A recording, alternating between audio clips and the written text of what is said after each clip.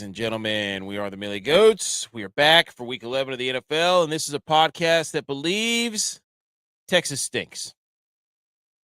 Texas football stinks. The SEC in trouble because, there you go, horns down. JBonez is here. I'm AK. We're here to talk NFL football. We like to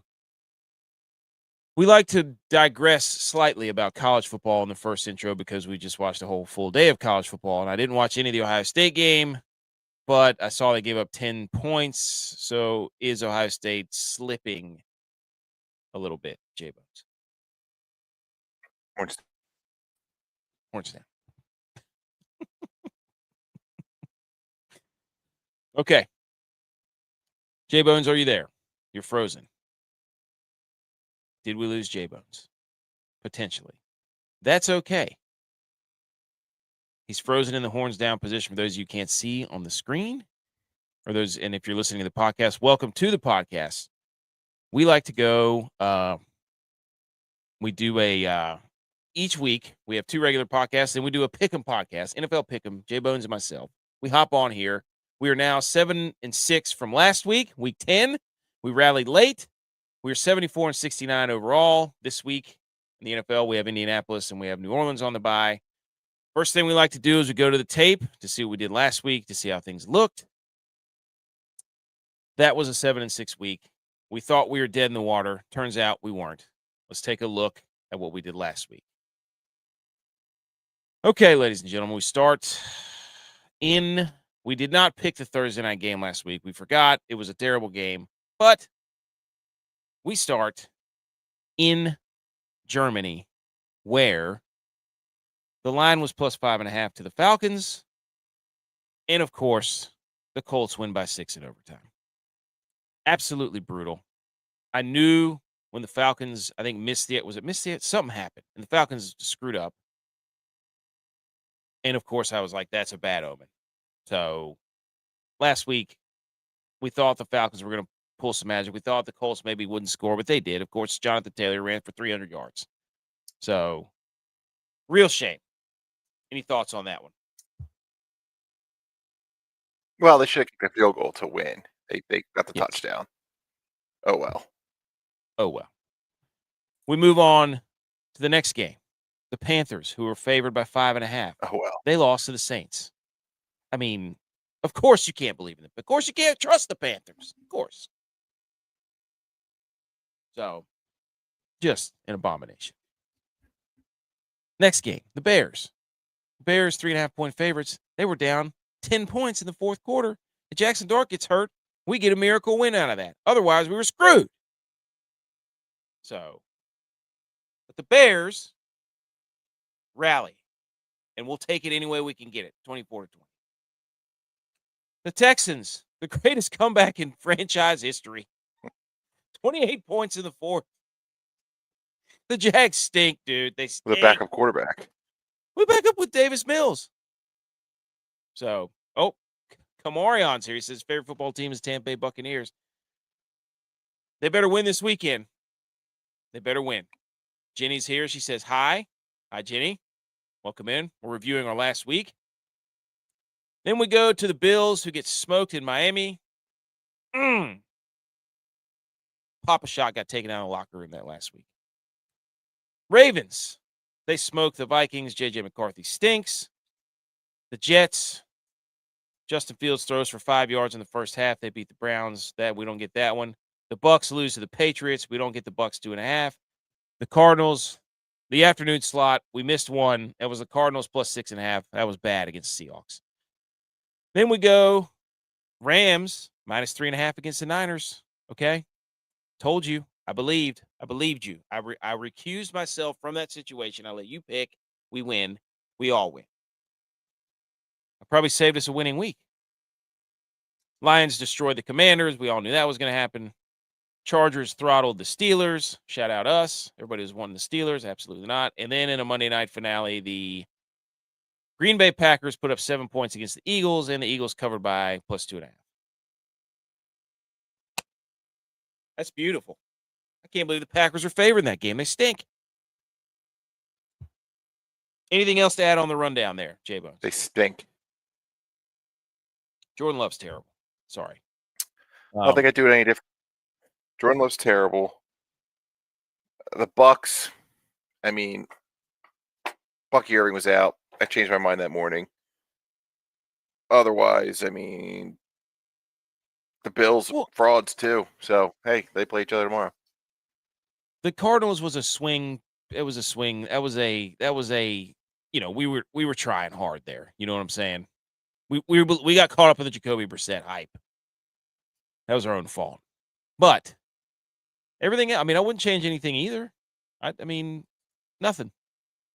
Nothing. I felt good about every single one of those. So I don't think we reached on anything. But anyways, hey, winning week. What do we got here? Oh, Jenny's a small creator. There you go. We appreciate you tuning in, Jenny's. We got the Lopez family to YouTube. We're on the move in YouTube here. Here we go. NFL Prods. He says, yo, he's a Chiefs fan. We see the Mahomes there. How we doing, Lopez fam? All right. You got anything else to add on last week? We don't need to look in the past. We can't live in the past. We're going to move to the future. Winning week, 74-69 on the year. That's pretty good. Through the windshield, not the rear view. Pretty good. That's right. That's right. The windshield's bigger than the rear view mirror for a reason. I think Jelly Roll said that. Who knows? Ladies and gentlemen, we move on to week 11 of the NFL season. What is our opinion on the Chiefs and Broncos game? Well, if you stick around, you will hear. And are we down to debate? You better believe it, pal. NFL Prods, we're going to go through these games, and then we will get to that game. But we definitely have some opinions on that game.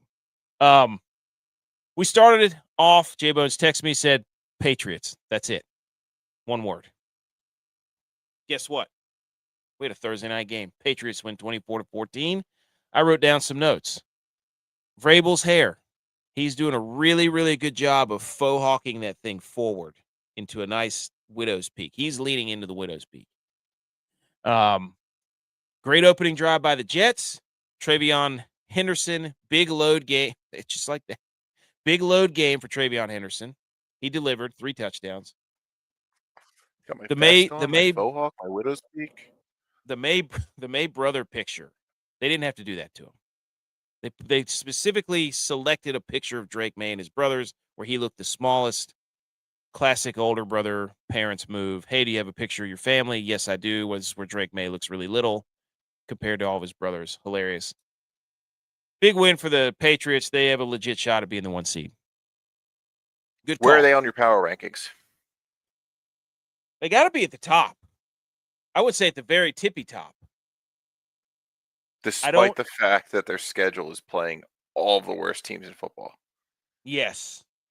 If you're asking me about power rankings to get the 1 seed, or actually, I believe they'll make a run in the playoffs. Without power rankings today. Top 10. Top 10.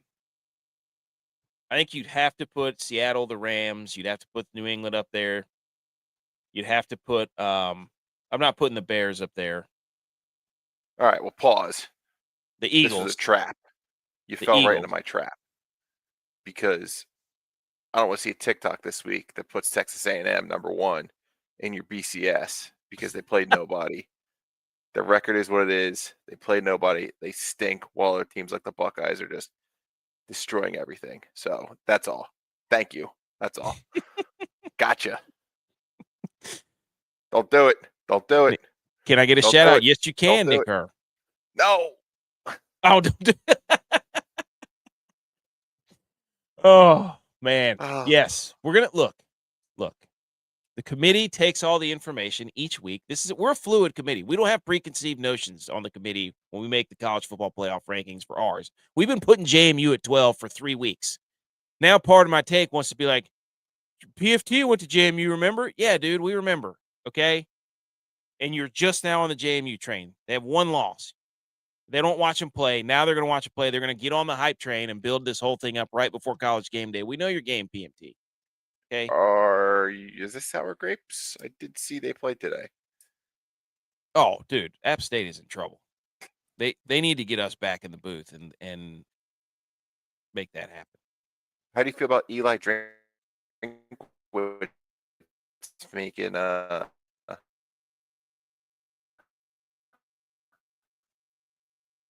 Doing what? Making a move. Making a move to where? I lost you there for a second.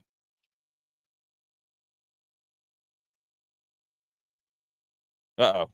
Did we lose him? Is he there? Well, ladies and gentlemen. Oh, he asked if you were glitching. He did have an update on his computer, he said. So we're working on that. Okay. We've got a game.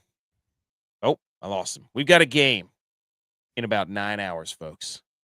And that game we've got some notes on. It's the Washington Commanders and the Miami Dolphins. So Spain has never had an NFL game. And what do they get? They get the 3-7 Commanders and the 3-7 Dolphins. Dolphins technically not mathematically eliminated. Dolphins are favored by 2.5. I wrote down a few notes. This is the Hawaii quarterback battle game. Marcus Mariota actually mentored Tua Tagovailoa. Both of these guys, I think, were the Hawaii Gatorade Players of the Year. They're the only duo from the same high school to be drafted in the top 5 since the Mannings.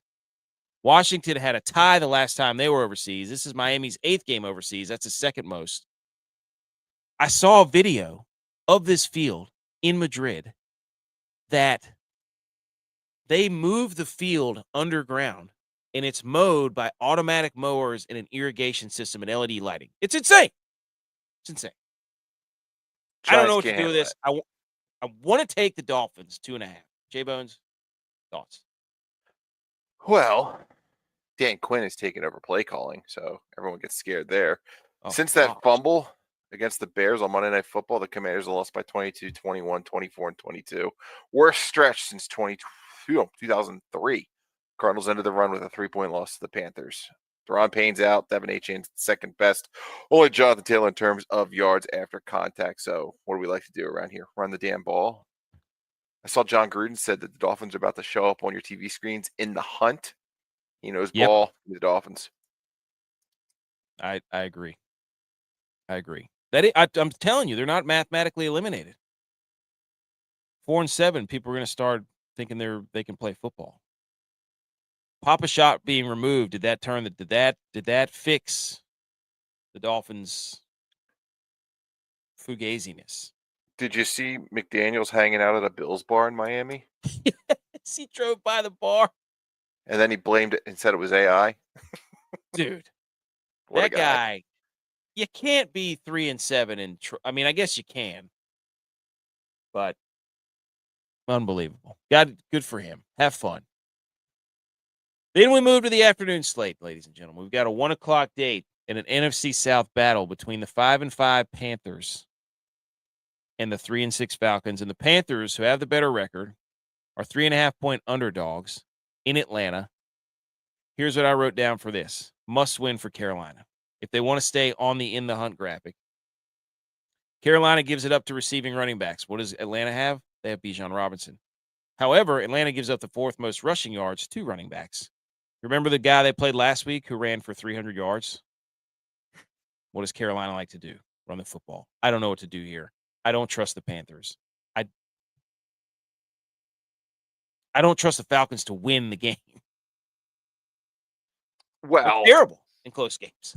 The Panthers are right back where they like to be. Underdogs, right? They got a little bit of success for a minute. Yep. Got to their heads. We've seen this game already this year. The Panthers blanked the Falcons in week 3, 30-0. So there is Drake London injury watch. Makes me a little bit nervous. But your boy Bijan Robinson, not a single touchdown in 4 games since that big Monday night game against the Bills. Pending pre-agent Tyler Algier sucking all the goal line touches as 3 in that time. So it seems like it's time for Bijan to score a touchdown. I'm making a parlay. I'm starting with Bijan to score a touchdown tomorrow. I love that. Falcons got blanked. That's embarrassing. You get shut out. Bad news. Bad things happening. Starting to hear the whispers of a Raheem Morris maybe isn't cut out to be the guy down in Atlanta. Who would have thought? Just as much as you're thinking the Panthers want to be in the hunt, Falcons want to be in the hunt also. I think the Falcons avenge week 3, come out with a win. Panthers last week, same situation, just run the ball, couldn't do it. I mean, I think it was a fun story for the first half of the year, but water finds its level. Yeah, Falcons win tomorrow. the Bryce Young experience is he stinks. He's not good. He's not good. Not good. Okay, I agree. Falcons. What's that number? 3.5? -3.5. Falcons. Next game, 1:00, CBS. Buffalo Bills go home. Two teams coming off a loss. Pretty bad loss for the Bills. They're apparently not dressing their second first-round wide receiver, whatever he is, Keon Coleman. Healthy scratch. Healthy scratch. And we've got the Buccaneers, who lost to the Patriots, facing their second AFC East opponent in a row. The Buccaneers are 5.5-point dogs on the road. The Bills are favored by 5.5. Both teams 6-3. I wrote down for this one, what did I write down? Tampa Bay gives it up through the air. Buffalo's the third most rushing yards given up to running backs. Most important point, revenge game.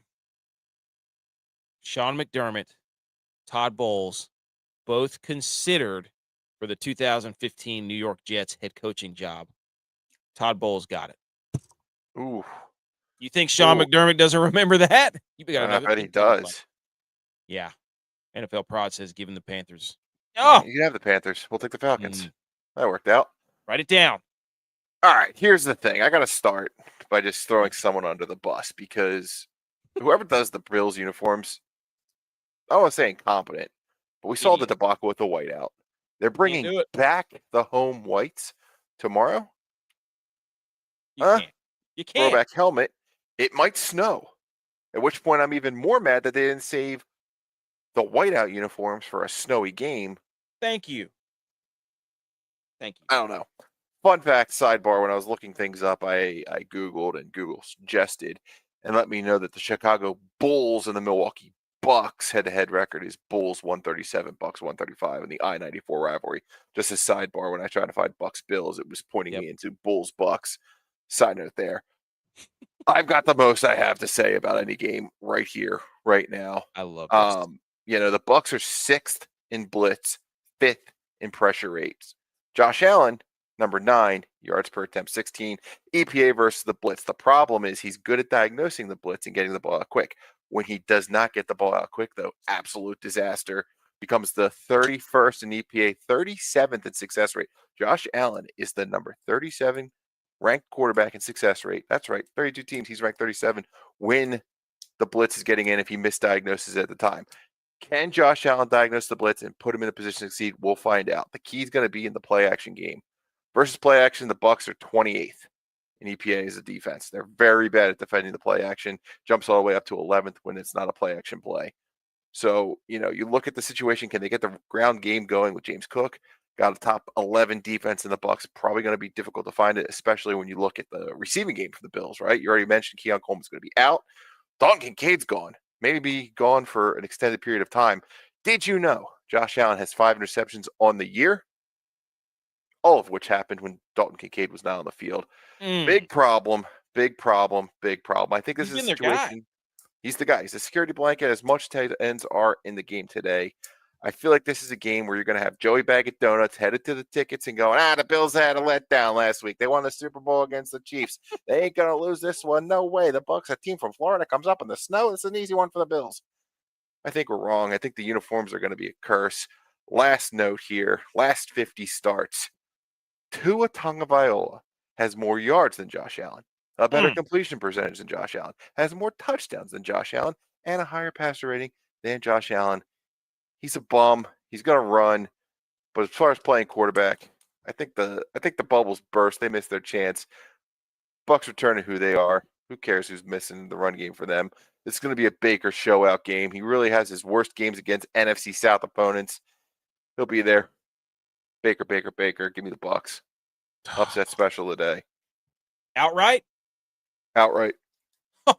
Oh, man.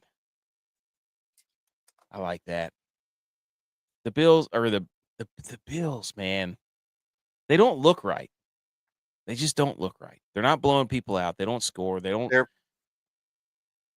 they've gone the other way too much. They're like they're subscribing to almost what the Eagles do, which is like, we have got to not turn the ball over. That's the most important thing. So, yeah, we saw against the Patriots. There's throws to be made that he's scared to make because when there's not throws to make there, he has forced them in the past and come back to bite him. So now he's just they've battered handcuffed quarterback. him. Yeah, he doesn't know who he is. He's trapped in no man's land. Well, he's not just a football player.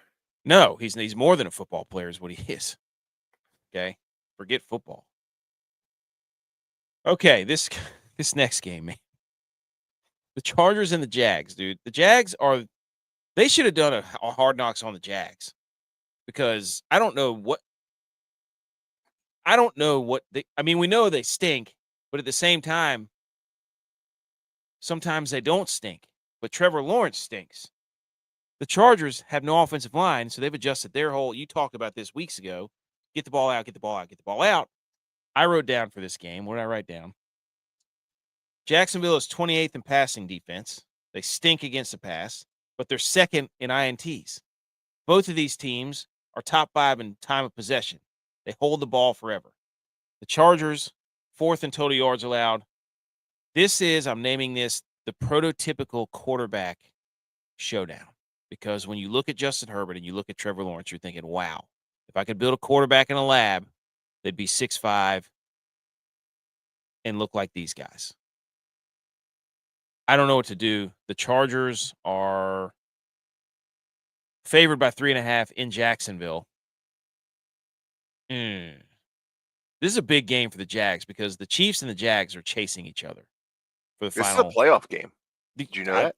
Let's go.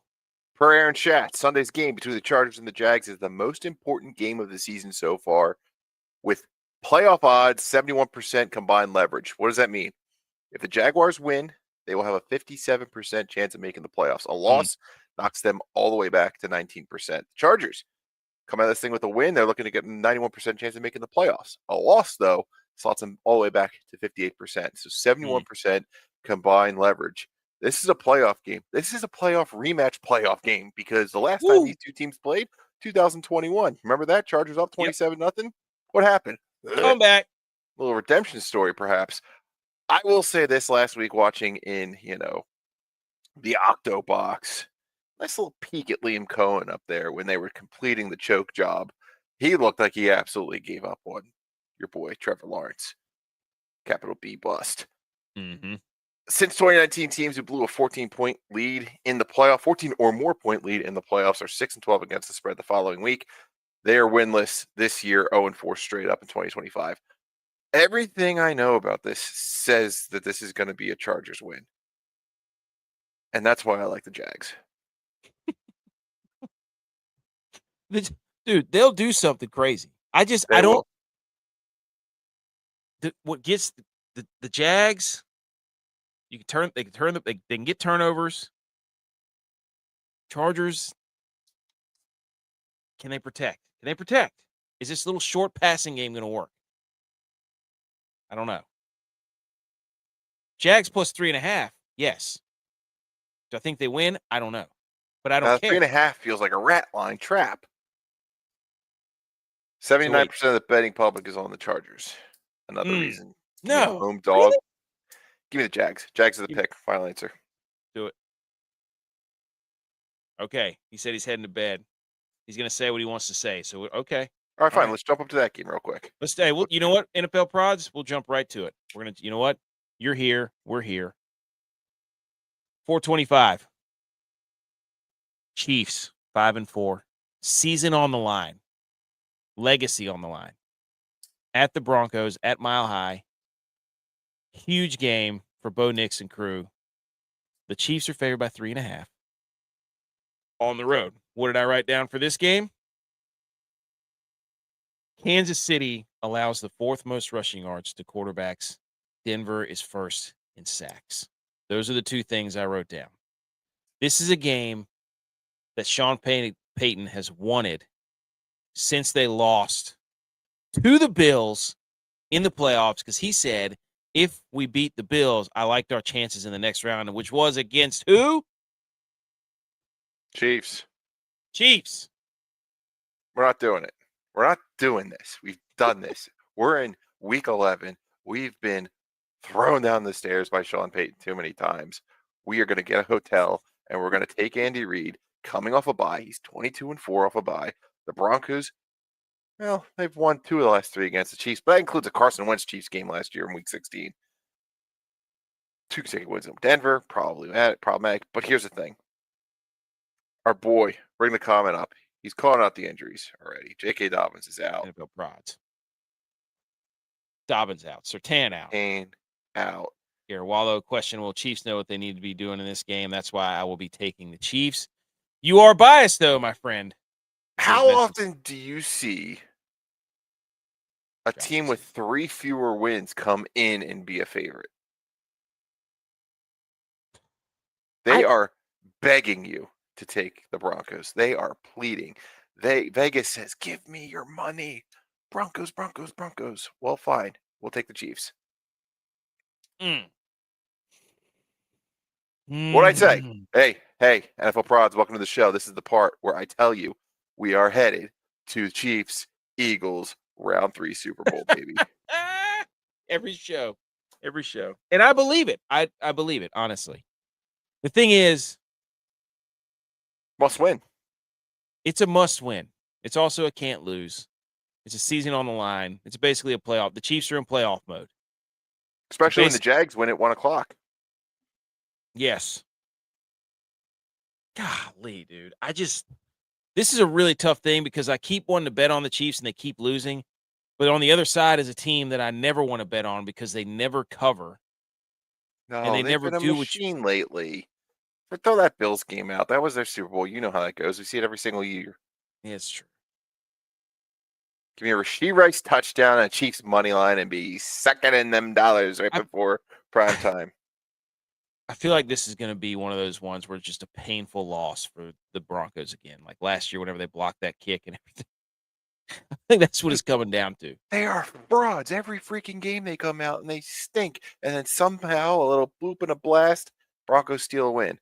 Sean Payton is not going to be able to out-scheme the inconsistencies of Bo Nix, and Spagnuolo is going to have that dude in an absolute blender. Yes, even Spagnuolo and his index card are going to have him in a blender. Thank you. Yes, blender. He says, okay, I'm trying to make this unbiased. Bo Nix is an amazing quarterback, and I think they have a good chance this game will be a nail-biter. JK is an amazing running back. Without Pat and JK, that is just terrible. Yeah. Well, Bo Nix is what he is. He's a quarterback in Sean Payton's system that will sometimes make him, but he's inaccurate, which he wasn't when he was in college. That's the problem. He's now becoming inaccurate. It's because he's nervous, and he's getting booed at home. We can't have it. I don't want to bet on the Chiefs, but I can't. The Broncos, man. Can't. Josh also said the Chiefs. Red Kingdom. Yeah. I don't know. Okay. Back up to the 1 o'clock games. Thank you, NFL prods, for sticking around. I hope you get what you want tomorrow. I hope the game's awesome. That's what I want. As a fan, I want it to be awesome. 1 o'clock, the Bears, who just have a horseshoe stuck somewhere. Because holy cow, man. They're 6-3. They go to Minnesota. Yes. Hey, thank you for tuning in. Pass the word along. If you want to catch the rest of the podcast, it'll be out tomorrow. Go type in the Millie Goats. We're going to go through the rest of these games, buddy. Okay. Bears 6-3. Vikings 4-5. Vikings are favored at home by 3.5. Ben Johnson probably loves seeing that. Chicago is first in interceptions, which is wild, but they also give it the most rushing yards to quarterbacks. J.J. McCarthy, are you listening? Minnesota has a 22nd ranked rush defense. Week 1 revenge game, because remember last time these two teams played on Monday Night Football, J.J. McCarthy had the 2 or 3 touchdowns in the fourth quarter, or whatever it was, comeback win. We found our quarterback, NFC Player of the Week, blah, blah, blah, blah, blah. I'm sick and tired of the Bears winning the way that they're winning. Do we trust the Vikings to be 3.5-point favorites at home against division rival Chicago Bears? Well, recurring theme this week, we got a lot of revenge spots because we saw this early in the season, Monday Night Football game. where the Bears blew a big lead, lost to the Vikings 27-24. It was J.J. McCarthy's best game. A little bit of a comeback. This is what they saw in him. This is why they got rid of Sam Darnold and Kirk Cousins and didn't want Aaron Rodgers coming in. They got their guy, JJ, 9. That's a dumb. Didn't get much better from there. The bad QBR rating. Yes. Caleb comes in this looking for his second divisional win in his young career. And J.J. McCarthy's coming off a game where he had 42 attempts last year. We can't. Ugh. That's not how you're going to win, Vikings. Do you trust KOC to get back to a ground game? It was so perfect on Monday Night Football. They were running it left, running it right, booting him left, booting him right. Easy pitch, easy catch. You hit on already. Bears are still number 1 in turnover margin. Vikings are all the way down the list, number 30. I think you're going to have a game here. Let me script it out for you. Bears look good on the first drive. That scripted drive. Caleb's hitting spots. Boom, boom, boom, boom, boom, boom. Flores kitty blitz. I think at some point, midway through, maybe end of first quarter, early second quarter, Caleb gets poopy pants. The blitz is going to have him happy feet. Can the Vikings survive the script? Can they put their own script together to counter the script and get to a 10-10 game in the second quarter, or then you just let Caleb be Caleb and make the mistakes? What does scare me, and I talked about this last week, we saw the Eagles beat the Vikings with a mobile quarterback. Justin Herbert wasn't afraid to use his legs. Matt Stafford or Jared Goff in concrete was the ideal situation for that Vikings defense. Here we go again with a guy who likes to run. I think we're talking revenge spot here, and I think the Vikings avenge that first week loss, split the series. I mean, that's what you aim for, right? Split it and move on. Vikings 2.5. Is that what you have? 3.5. Vikings minus 3.5. Yeah, I love it even more. They're trying to get you. Don't take the trap. Vikings 3.5. Take the Vikings 3.5 minus 3.5. Yep. I love it. I think the Bears are. They've what the Bengals they had to come back on. That was a freak play, and then last week Jackson Dart gets hurt, and we get Russell Wilson. I just don't think the Bears are that good. I think they keep getting put in these beautiful situations against terrible teams, and they have more talent. They have a better coach. You know what I mean? Yeah. So, I think Flores is going to absolutely smoke Caleb Williams. I think it's over. I think it's over. Anyways, okay. Vikings minus 3.5. Next game, 1:00. The Green Bay Packers at 5-3-1. 7.5-point favorites on the road in New York. Well, not New York, technically. To face the 2-8 Giants, who just named their starting quarterback. The greatest show on turf, baby. Jameis Winston. This is a Jameis game. New York Giants have allowed the second most rushing yards to running backs. That's not a good sign. New coach, new quarterback bump. Mike Kafka, Northwestern superstar quarterback. I don't know how that plays into this, but that's a fun fact. I was looking for some LaFleur, Kafka revenge spots. Couldn't find any when I was doing the research. But Kafka coming off a big cover by Northwestern today against Michigan. Maybe that gives him a little juice. But Giants are 7.5-point dogs. The Packers, they have no offensive identity. They can't decide if they want to actually just run the football with Josh Jacobs or make the, and I said this earlier in the year, or make the push for Jordan Love, his MVP case, which when they do that, it blows up in their face. This is the game.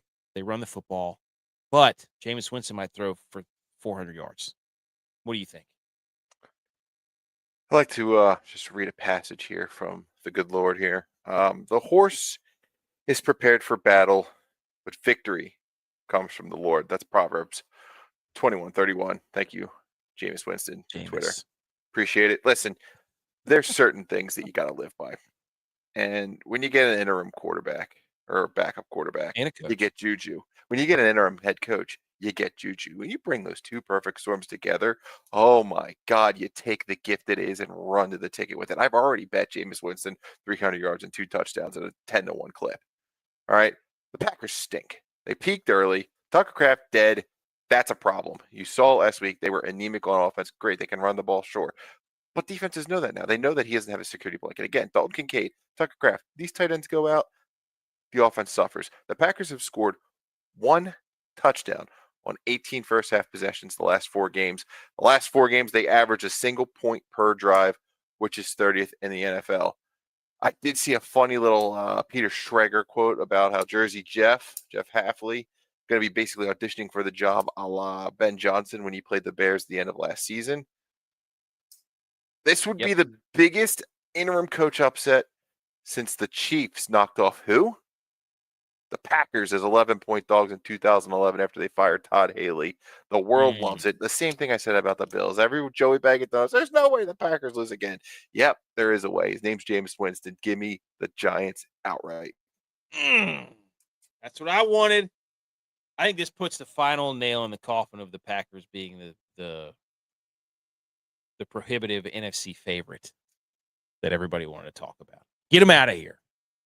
They stink. Jordan Love, too inconsistent. They're 1-3 when their defense gives up 16 points or less. That's awful, especially for Matt LaFleur, supposed to be an offensive whiz, but people are like, oh, this is on Matt LaFleur. No, it's not. You don't think Matt LaFleur watches his quarterback throw interception after interception? He knows that he can't do stuff with him. And when he tries to turn him loose, he screws it up. Come on. Anyways. All right, we got a question from Rav B. He goes, 2 wide receiver, 2 running back, 1 flex, full PPR. Dobbs, JMO, Allen, Franklin, Pearsall, CMC, White, Tracy, Monty, Vidal, Aaron Jones. Are you asking us who you should play? – Christian McCaffrey is a must start. Yes. He's number 2 in receptions. Yes, I would absolutely play Dobbs CMC. is dead. Yeah. JMO's going to get bottled up.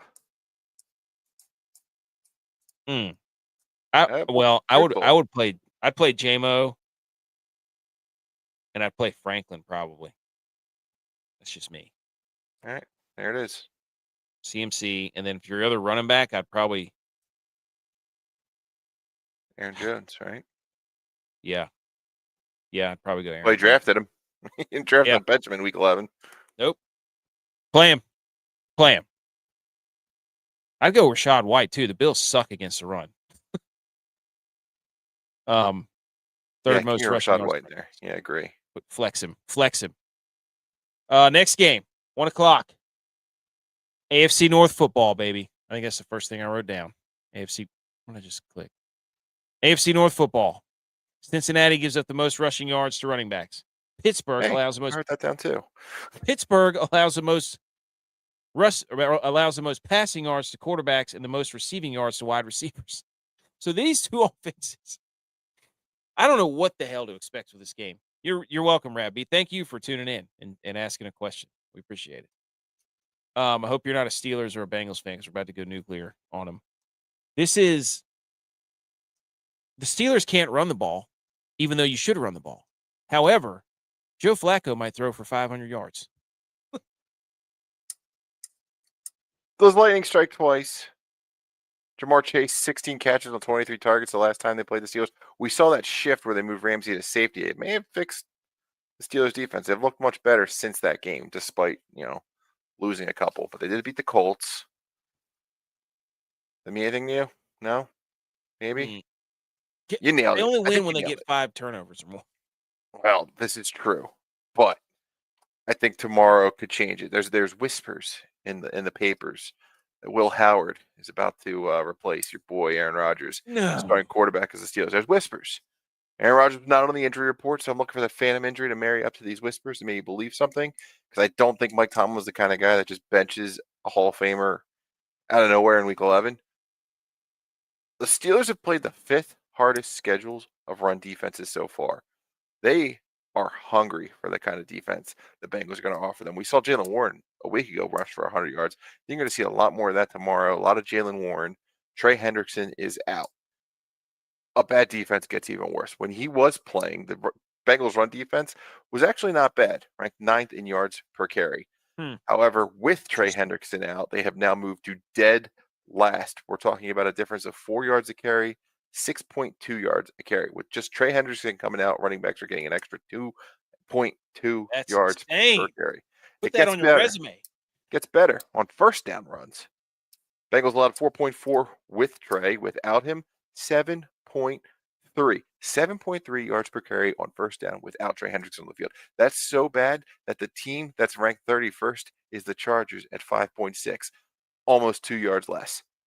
So 5 games this year have featured 500-yard performances. 3 have come against this Bengals defense. Revenge spot. Hello. A lot of times you want to take the points in the Steelers AFC North matchup, but I think this goes and bucks that trend. Steelers right the ship, head towards that 9-8 record. They're going to smash the Bengals tomorrow. Love it. And the Steelers pass rush combined with Joe Flacco at home. Renegade. I want to pause for a second. Steelers pass rush is garbage. It is. TJ Watt's a fraud. TJ Watt had the easiest offensive line in football last week and couldn't even pat Justin Herbert on the back after he threw a pass 20 minutes later. He wasn't getting home. And he sits in the same spot. He's just there. That's where TJ Watt is. You put 2 guys on him, he's out of the equation. So the only way TJ Watt gets to the quarterback is just due to gross negligence. Maybe the Bengals are that dumb, but Steelers pass rush doesn't keep me up at night. This is the Aaron Rodgers post-game presser where he gets to lecture people afterward. I think that's what we're going to get tomorrow. RELAX. Mm-hmm. And the Steelers, Pittsburgh is yearning for something after game day came there and that performance by the Pittsburgh Panthers. What do we expect? Narduzzi didn't care. Why would the players? That field's going to be an absolute disaster tomorrow, too. Yes. Gosh, talk about the Madrid field. What's the exact opposite? You're going to get it tomorrow. Yes. That game day was all just PR stunt to start hyping up the draft. Let ESPN get in there and inspect the infrastructure. Can we run a show here? What do we need? You get 6 months to fix all the stuff that you didn't do well on a small crowded game day. And Pat McAfee's from there.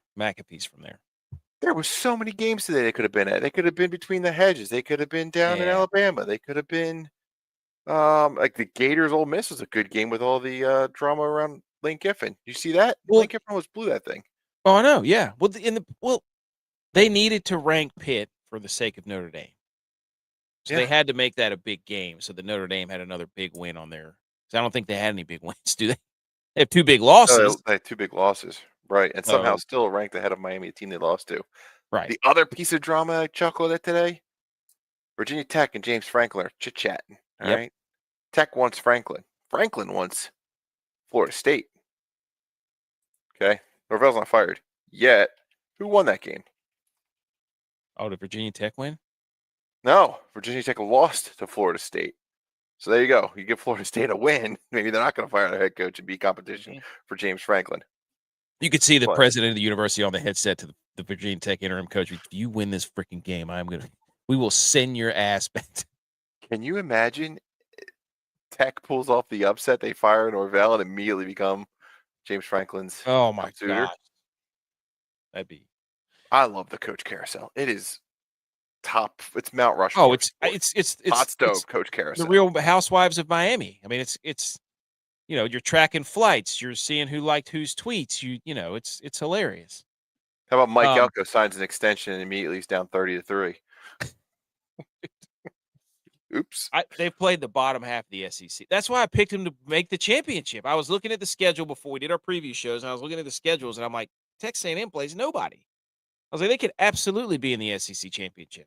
And then they started the whole, with 3 losses, Texas could get 3 losses. Texas looks awful. You can't put that team in the playoff. Yeah. No, they stink.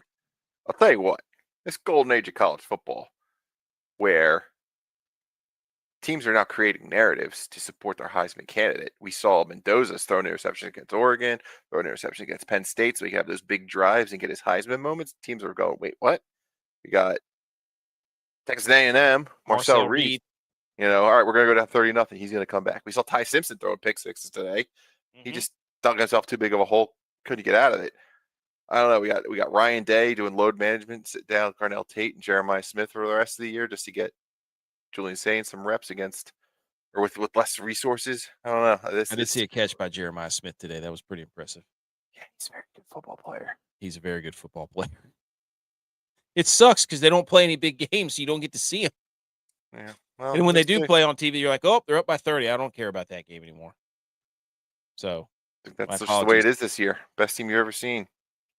I need that game with Michigan to be for the Big Ten title. And I don't care if Ohio State. I just need the build up.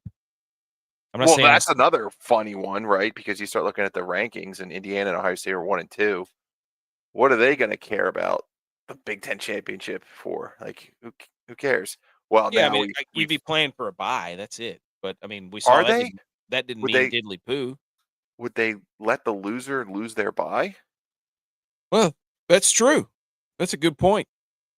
Yeah, like they're not playing for anything. Now they're playing for the Heisman Trophy, though, because the Heisman Trophy. There you go. There's the narrative. Given out in December, which is stupid. It should be given out the day after the national championship. Yes, now it should be moved because of the season's change. But for all those people who said the regular season wasn't going to matter, it's going to be insane the next few weeks. It's going to be insane. It's going to be incredible. I know. We've got SEC against the Little Sisters of the Poor next week. Yes. Yep. Stupid. Insane. Oh my gosh, Oklahoma beat Alabama, and I was like, you got to be kidding me. We're going to get 7 SEC schools in there. Give me all of them. That threw a wrinkle into everything, which is hilarious. Okay. 1:00. Speaking of hilarious, the AFC South. The 4-5 Texans in the hunt on the graphic at the 1-8 Tennessee Titans. Texans are favored by 7.5. What did I write down for this one? I wrote down this is the battle for the retro jersey. This is the Houston Oilers. Whose jersey is it? Who gets to wear the retros? Notes of the old Carolina, not Carolina Blue, Houston Blue in the Titans uniforms themselves. Texans coming off a huge rally cry. I think Davis Mills is getting the start again. The Titans are awful.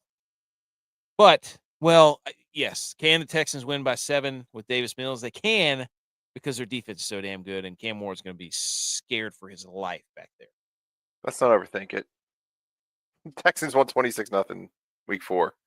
All right. They've won 4 straight games in Tennessee. This is just the business trip. Texans. Okay. We're not going to overthink that one. Okay. Do I need to recuse myself from the situation here? Because the next game we have on your thoughts, because I feel like you have I feel like you think that the Cardinals are better than they are. I think the Cardinals give you trouble. I think the Cardinals without Kyler Murray when they play the 49ers is a disaster. Okay? Because Kyler Murray gives the 40 and has for his entirety of his career. I've watched him play the 49ers like 15 times or whatever it is. He gives the 49ers fits. This game, the first time they played, came down to a last-second field goal. Shout out Eddie Pinheiro, game winner, so on and so forth. Mac G is here. He says Titans lose, and he says 49ers win. Yes!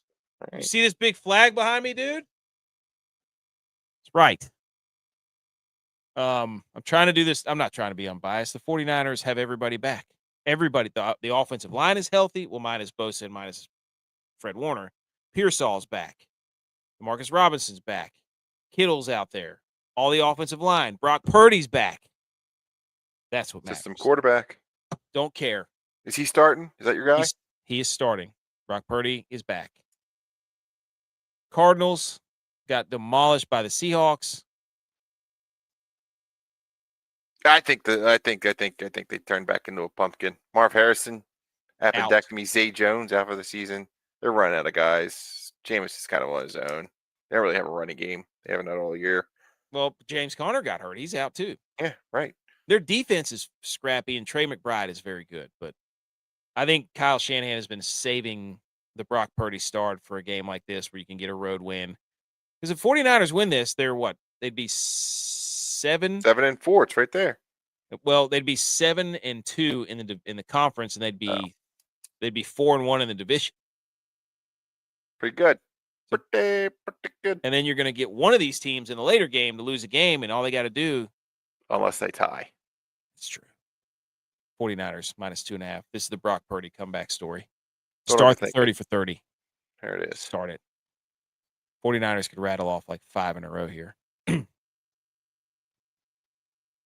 Okay.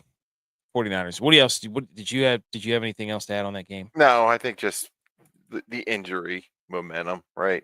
A lot of bad going on for the Cardinals, losing targets.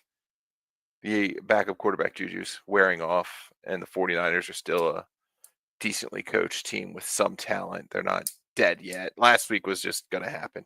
Yes. Like I said, splitting. You got good teams in your division, split. Yep. The other 4 or 5 game, which nobody's going to see because... Isn't that weird? Now, stupid. I was originally mad that it wasn't like flex to Monday night, which you can do. You could also flex to Thursday night coming up with 3 weeks warning. They should have done that because the Cowboys and the Raiders play, but of course, because the Cowboys are on Monday. Well, here's the thing. CBS already has the Chiefs game. That's game of the week. Yep. So this is the candidate to be moved, but the rematch takes place on Monday Night Football in a month. So can you do it 2 Monday Night Football games with the same 2 teams? These 2? Yeah, Seahawks, Rams. You absolutely can because I want good football. I don't want to watch the 5-1 Cowboys play the 2-8 Raiders. That quad box is gonna hit tomorrow at 4:00. Oh my gosh, give it to me, inject it into my veins, grind it down. Seahawks Rams game of the week. Yes, that and the Broncos. I'll take that too. And there's a good game in each slot. It's gonna be incredible, minus the Madrid game. So Metro says, what in your opinion are the top 10 football teams? Sure, write this down. You know, I think you write that down. Let me lead this game in. 4 or 5, Fox. Nobody's gonna see it. It's a shame. Get the Sunday ticket. We're not telling you to do that, but 7-2 Seahawks. Everybody's darling. Everybody's dark horse. Sam Darnold, MVP, this and that. We forget he throws picks when he plays good teams. This is a real test for Sam Darnold. Question is, are the Seahawks going to have a home field advantage? Because usually everybody does who plays in LA. The other team, it's kind of like Jerry World or Carolina in Charlotte. But the Rams are 7-2. They both are coming off massive, humongous victories, just throttling the other team. Rams are favored by 2.5. What did I write down for this game? This is the Krispy Kreme Glaze Bowl. Because, holy cow, I don't know who's calling this game, but just please don't talk about the quarterbacks for 4 hours. I cannot stand. I can't stand another Dr. Seuss, Matt Stafford. He can throw it here. He can throw it there. He can throw it everywhere. He could throw it without green eggs and ham. He could throw it sideways. He could throw it backwards. He can, I don't want to listen to that. These are the top 6 sack defenses. So these defenses are, well, I think the Rams defense is kind of a little fugazi, but the Seattle defense is pretty legit. Seattle allows the most receptions to tight end. The Rams love using that number 18. I cannot remember what his name is. I think he's out of Oregon. He's been a pivotal piece for them. Do we trust the Rams as 2.5-point favorites at home? That's the question. I love the Rams tomorrow. I would trust agree. them with all my money. I look here at public betting. The public loves the Seahawks 83%. Here's the story. So Puka Nacua was out. And when he was out, he was out previously. Oh, he was out, okay. And Sean McVay went into the lab and said, hey, this 31 personnel is kind of cool. And 3 tights. The 3 tight end look is huge. And you go back to last season, McVay was running 11 personnel 90% of the time when league average 54. Starting at the goal line, couldn't punch the ball in. And now they're in this 3 tight end look. And you watch the film. They line up 2 tight ends on one side, 1 tight end on the left, and Devontae Adams all the way out wide. And they motion the tight end over. And this is even worse than the tush push at this point because either A, Devontae Adams is a one-on-one, hits a slant wide open touchdown. Maybe they double him. Now it's a fade, and he's Devontae Adams. He scores a touchdown. Worst case scenario, Kyron Williams could bang into the middle because it's so unbalanced. There's this momentum shift to this 13 personnel that's happening where, he's dictating what the defenses are calling and getting out of these base 5 DB looks and bringing in the linebackers. And these tight ends are athletic, and they're beating the linebackers and getting open. And man, sitting down in the soft spots of the zone coverage. It's just an absolute checkmate situation that he's going to lock up Mike McDaniel and absolutely exert the genius that is Sean McVay. People forget how great this guy was when he first showed up. He was a wizard. And he's kind of fallen back. He's won a Super Bowl, but yet we still kind of forget how elite he is. They have talent all over. You already mentioned the pass. I think it's still Sam Darnold in a all eyes on you spot until he proves otherwise. You can't trust him. No. Cooper Kupp revenge game. A little scary. Rams wearing gimmicky uniforms, which has gone bad for a lot of teams in the NFL this year. So but they're black. Could be problematic. All whites are usually the. Yeah. Okay. Fair enough. But I think this 3 tight end set, crazy. Take Puka Nacua off the field. Yeah. Well, it works. And these coaches that are so just locked in and making things happen. Devontae Adams was a cheat code. For them to get Devontae Adams is just absolutely insane. And it's going to be full effect tomorrow.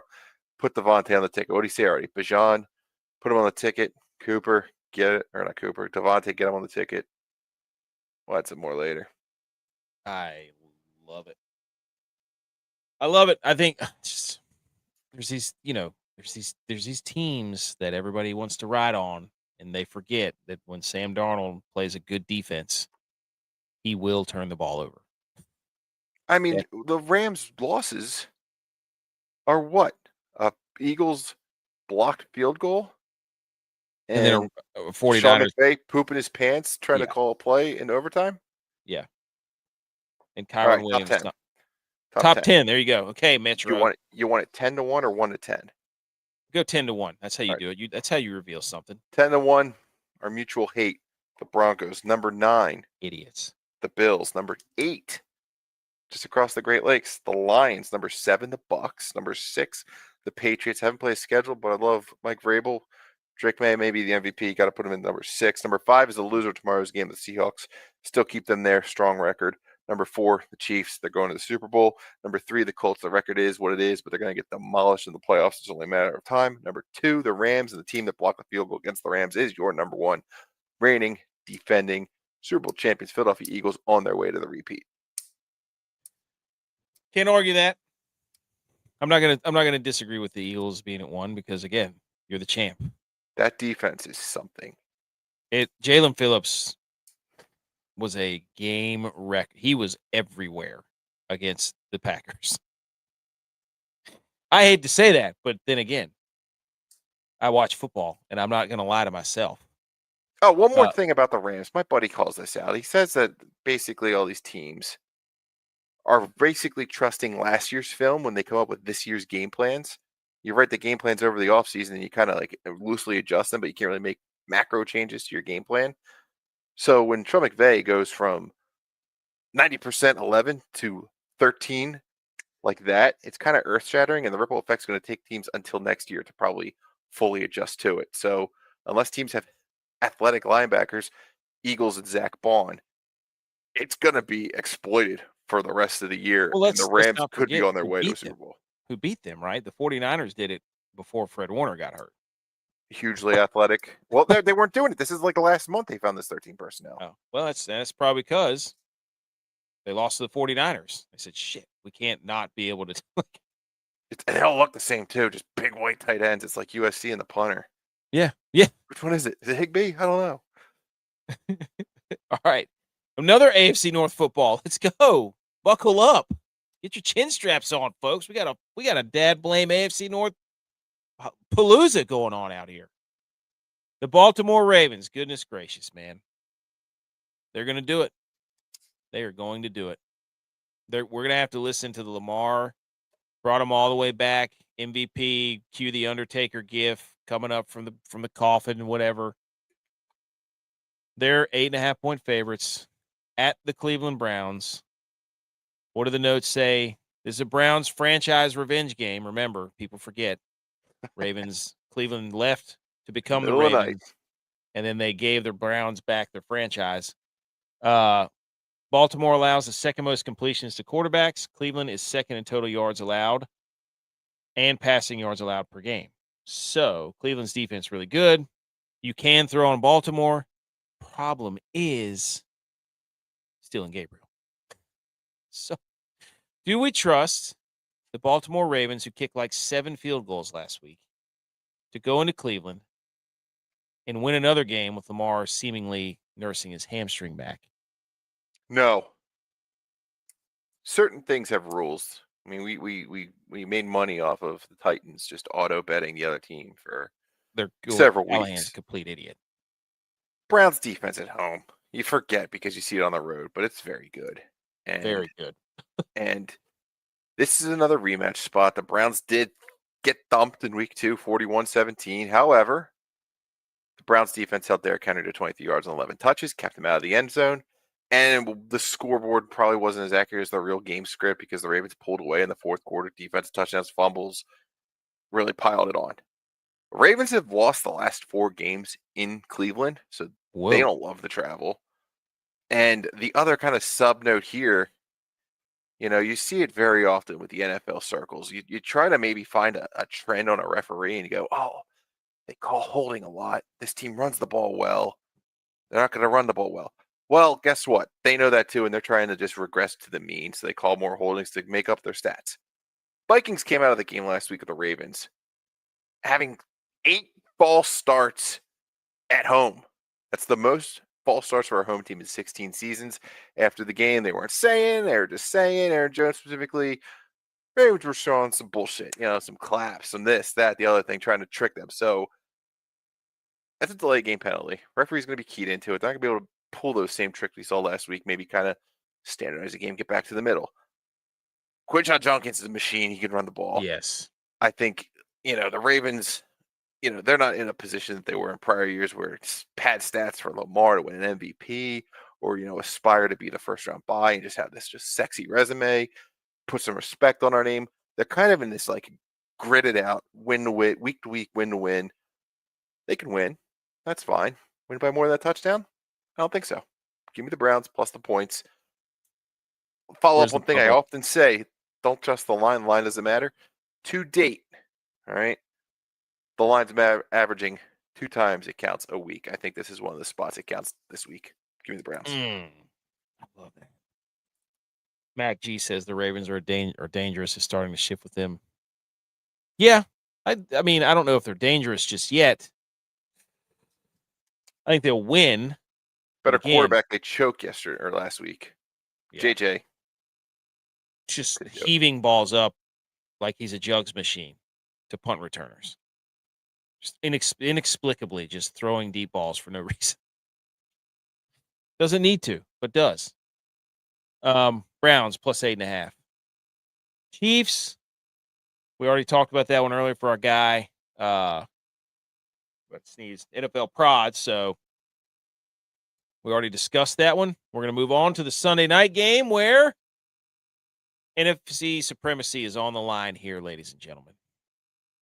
The 6-3 Lions, after their throttling of the hapless Commanders, wasn't that who they just beat?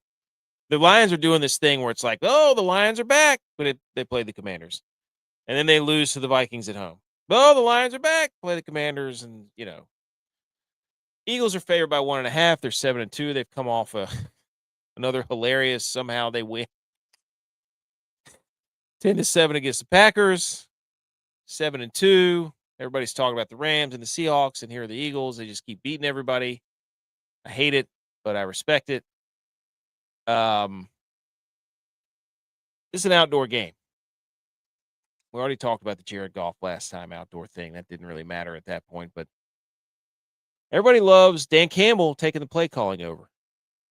Say we got to get J-Mo the ball, right?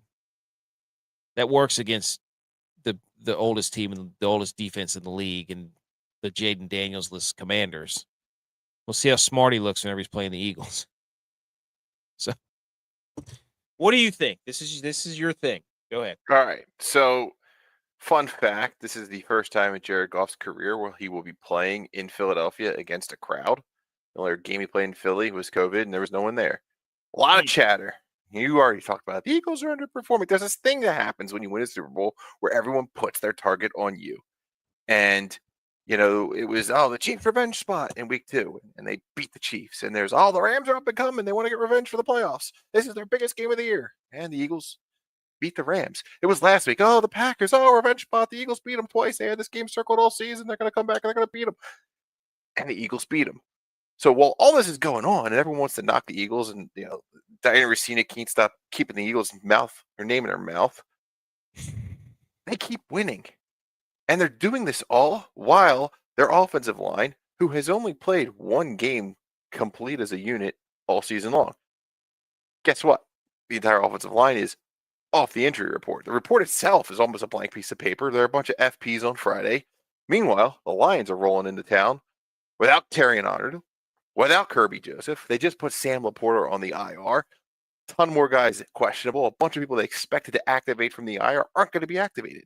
Aiden Hutchinson called it a must-win. I'm on Ron St. Barr. Last year, we would have beat the Eagles in the AFC Championship if we made it. Defend the crown. We're not going to have some tight end coach turned head coach turned play caller for the second time in his life. He's not going to go and outplay or outcoach or outscript one of the best modern day defensive coordinators, Vic Fangio. Bird squash them. They play far too much man coverage for A.J. Brown not to have a big game. Probably game ball can go right in Diana Rossini's mouth afterward. EAGLES -1.5. I'm not going to dispute that. The Lions fans are funny, man. I was talking to a guy, Lions fan. He's like, "Yeah, we're going to win by two possessions." And I'm like, "Are you based off of what?" Quinyon Mitchell's the number one cornerback in football. I don't know. Yeah. And meanwhile, Adoree Jackson on the other side, they've had this like rotating cast of DB2 because they want to keep Cooper DeJean in the slot. They try to trade for Jay Alexander. He's the second guy to show up in the building, look around and go, I'm out, and retire. Zaire Smith, he showed up, looked around, retire. But Adoree Jackson, according to Advanced Analytics, has like the third smallest window somehow. I don't know. It makes no sense. But you just said it already. Jalen Phillips added in there. They got Nolan Smith back, another edge rusher. Brandon Graham's getting into shape. Ajomo, incredible interior pressure. I mean, like they just keep coming on defensive line. So I don't trust the Lions. I don't trust the Lions against good teams. They're too hurt. I don't trust them against good teams. A dozen starters. And they're all 22. Who have the Lions beat? I think they have one win against a good team, and it was, initially it was like, it's the Ravens, but that doesn't look that great. Yeah, and they were falling apart. Okay, so they beat the Bucks. Okay, they beat the Bucks at home. They lost to the Chiefs. They beat the Bengals. They beat the Browns. They beat the Bears. They beat the Ravens. But the Bucks were dying in that game too. They lost to the Packers. So, I mean, it's Mike. That's the one. Mike Evans came back and got his face caved in and his collarbone break. So the Lions, they've lost to all the good teams they played. This is the best team they played. It's hard enough turning over your coordinators to fire the guy 9 weeks in, take over play calling. As a guy who doesn't even call plays, this isn't like a, Well, I mean, that's what does that tell you? Not good. How about Matt LaFleur last week on Monday Night Football drawing things up on his iPad? He's trying to figure how do I draw a play where my quarterback doesn't look like a complete idiot? The tight end, again, we said it about the Bills, we said it about the Packers. You lose your tight end, you lose your security blanket, these teams just completely crash out. Yeah. Laporta out, line stinky. Go Birds, go. Monday night, we don't really have to spend much time on this. Cowboys. What do you like? I didn't write a single thing down for this one. Here's what I wrote down. Cowboys 3-5-1. They're favored by 3.5 on the road at the Raiders. Cowboys are actually getting a lot of pieces back. They got the dude from the Jets, Quinn Williams. They're getting Overshown. They're getting one of their DBs back, I think. So I don't know if they're all playing, but I know that's that, and Logan Wilson, obviously they traded. So they're getting some reinforcements on defense. However, they allow the most passing touchdowns to quarterbacks and the most receiving touchdowns to wide receivers. Problem is, for the Raiders, you have Geno Smith throwing the football, and you have nobody to catch the football other than Brock Bowers. Do we think the Cowboys win this game on the road? That's really... Will Dak outplay? How's Geno? Is their offense going to be good enough to get the lead and keep the lead? I mean, the Raiders have looked like crap all year, except, well, after week 1. They beat the Patriots somehow week 1. We'll never know. We'll never know. Here's what I say for this. The NFL needs the Cowboys to get to 4-5-1. There you go. I don't care anything other than that. I think the NFL needs them because they're going to have some primetime games coming up. They need them to be relevant on Thanksgiving, which is in 2 weeks, right? We need the Cowboys to be as close to 500, so Thanksgiving means something. Chiefs need to be close to 500 or above 500. So, we get to that Thanksgiving game, Dallas. Oh, this is it. If they lose this one, their season's over. Everything riding against the Chiefs, so on and so forth. Give me a score for the Philly-Detroit game. 31-14. Oh, you mean an absolute shellacking? Yeah, because they're going to try to go for it and get stuffed. Can I make it 17? You know how it is. Every time. No, they don't kick field goals. When will Dan Gamble settle for a field goal? It's true. He's a play caller now, Yeah. And how many times they try to little cute play and they forget to check in with the lineman, or they forget to put a guy on the line of scrimmage, or they're incompetent. I don't trust them. I think this is a high scoring one. The over-under's 50 in that game. Holy moly. That's 31-20. 31-27. From the top. Okay, we've already won one. We got the Dolphins minus 2.5. I'm trying not to hit buttons here. Dolphins minus 2.5 against the Commanders in Spain, in España. Then we got the Falcons minus 3.5 taking on the Panthers at home. Buccaneers plus 5.5 at Buffalo. Jags plus 3.5 hosting the Chargers. Vikings minus 3.5 hosting the Bears. Giants plus 7.5 hosting the Packers. Steelers minus 5.5 hosting the Bengals. Texans minus 7.5 at the Titans. 49ers minus 2.5 at the Cardinals. Rams minus 2.5 hosting the Seahawks. Browns plus 8.5 hosting the Ravens. Chiefs minus 3.5 at the Broncos. Eagles minus 1.5 hosting the Lions. Cowboys minus 3.5 at the Raiders. And that is 15-0. Lock it in. Save. Whoops. Looks like something went wrong. There it goes. Man, that was scary. I have it all written down. Don't worry. Okay. If not, we'll go back in there. But and the show's on the internet, so yeah. So you check us, folks. All right, ladies and gentlemen, this has been the Week 11 Pick'em Show, and we've got a lot of football to watch tomorrow, and we will be doing a recap show tomorrow night. And for those of you tuning in late, we did go over every single game. Appreciate JBonez being here. We're currently, what was the record? I forget. 74 and 69. 69. If you count the one already, we're 75. 75. Yeah.